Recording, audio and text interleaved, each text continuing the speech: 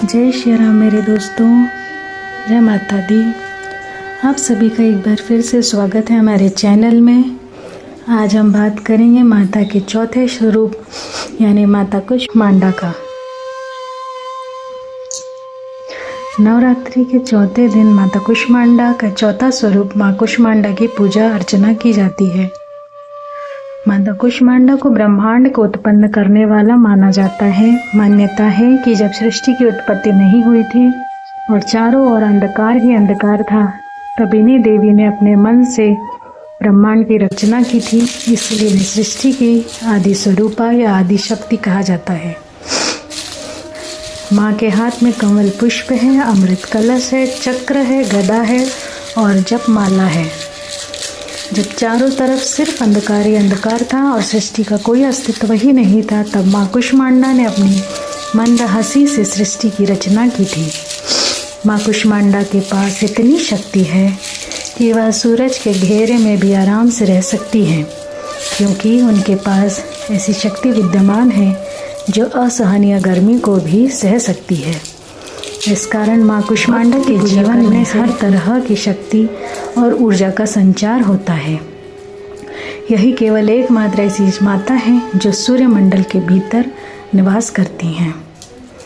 इनकी पूजा करके व्यक्ति अपने पापों को दूर कर सकता है।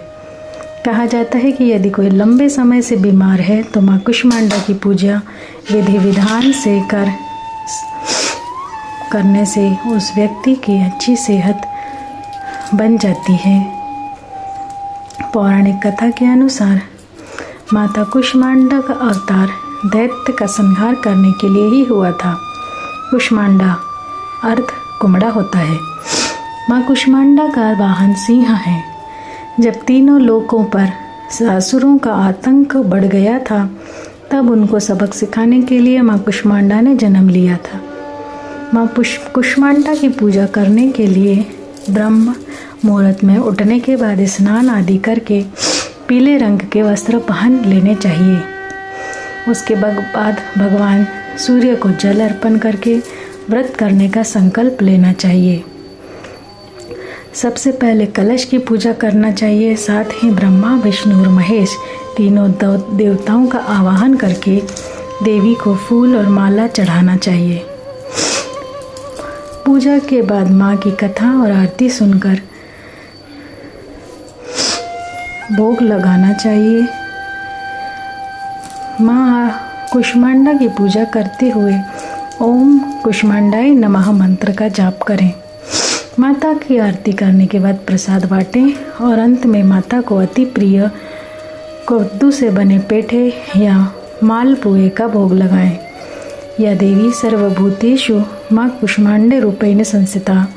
नमस्तस्यै नमस्तस्यै नमस्तस्यै नमो नमः। जय माँ कुष्मांडा। तो यह थी माँ कुष्मांडा की कथा।